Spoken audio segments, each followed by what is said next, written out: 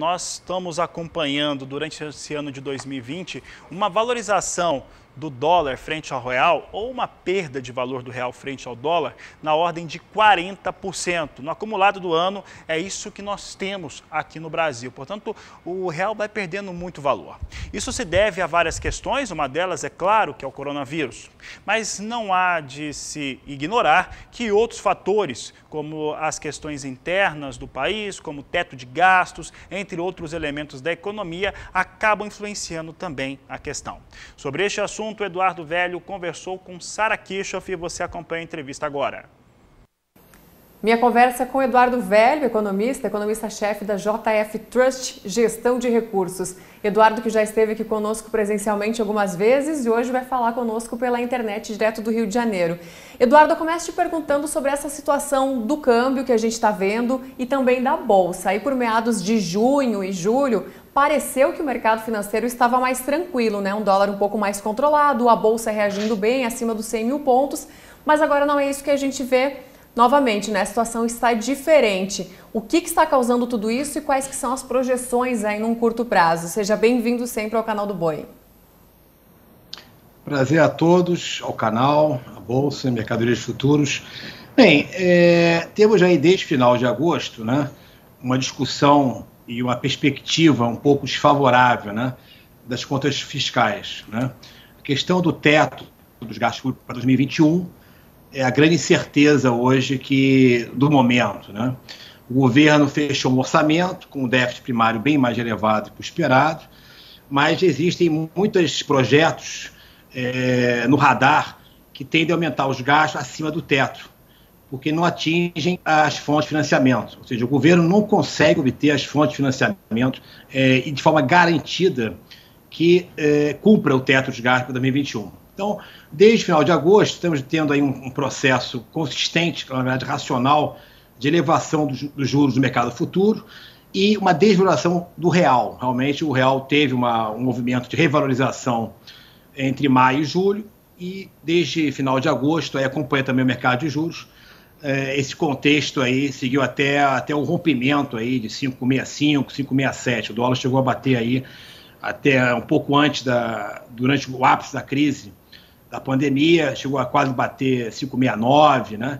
E agora voltou realmente a ficar uma grande incerteza, voltou a pressionar os mercados, e esse contexto parece bem racional, né? Os mercados precisam ter uma garantia que o governo vai cumprir o teto dos gastos para 2021.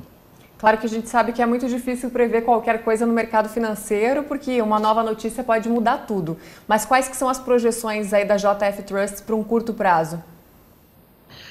Olha, o cenário básico é que, por enquanto, não há uma saída do ministro da Economia, né? A princípio, me parece que ele permanece no governo, né? Tem um certo ainda apoio do Palácio Planalto, realmente é o grande fiador da equipe econômica e desse conceito liberal da política econômica, porém está muito claro, precificado pelos mercados, que há um desgaste de forma quase sistemática nas últimas 4 semanas do governo, né? O governo não consegue obter as fontes de financiamento para o projeto da desoneração da folha de pagamentos, que, de certa maneira, quando for derrubado o veto, vai aumentar o déficit primário para 2021.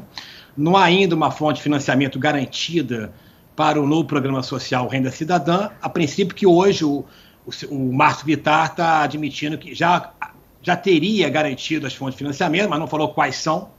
E o mercado hoje está um pouquinho melhor, o dólar batendo aí, ficando um pouco abaixo de 5,60, mas eu acho que é uma coisa pontual. O mercado ainda está muito, de certa maneira, com muita incerteza. Não é à toa que no mercado futuro de juros, até sexta-feira, estava precificado até uma elevação dos juros de curto prazo até dezembro desse ano, de 0,25 pontos. Então, os juros futuros longos estão aí variando entre 7% a 8% ao ano, para 2025, 2027, 2029. Então, quer dizer, os juros bem longos, os juros altos bem longos, quer dizer que há um risco muito grande na questão da trajetória da dívida pública e ninguém acredita exatamente que as contas fiscais vão ficar boas ao longo do tempo. Ou seja, o pessoal não acredita realmente que a inflação vai permanecer ao longo dos próximos anos reduzida. Eduardo, e para finalizar, a JF Trust também fala sobre uma saída grande de recursos, né, de fluxo cambial. O que explica essa movimentação? Sim, esse é um ponto que nós temos observado, que eu acompanho isso regularmente. Na verdade, a gente não tem um problema de conta externa. Nós temos superávit na balança comercial, o balanço de pagamentos nosso é superavitário ainda, temos... Agora, realmente teve uma saída grande de recursos de investidores estrangeiros da Bolsa, mas esse movimento já ocorreu. O que aconteceu de julho para cá, digamos, mais precisamente de agosto e setembro, principalmente, mais investidores brasileiros, mais empresas brasileiras aplicaram seus recursos, suas sobras de caixa, ou desfazeram seus recursos em renda fixa, renda variável, em aplicações no exterior. Ou seja, houve saída de capitais brasileiros para o exterior. Ainda não é um montante ainda assim, digamos, descontrolado. Inclusive o fluxo cambial, olhar assim, o superávit, o segmento financeiro até melhorou um pouco na margem, mas o grande déficit de todo ano mostra exatamente que no mês de agosto e setembro já está acontecendo esse movimento de saída de recursos dos próprios brasileiros para outro tipo de aplicação. O que isso quer dizer? Quer dizer que ainda há uma incerteza sobre a expectativa de desvalorização do real, ou seja, se os investidores colocam recursos mais para fora, é sinal que ele não acredita tanto na revalorização do real no curtíssimo prazo. Então ele quer se proteger. E, de certa forma, o risco fiscal ainda presente não foi eliminado.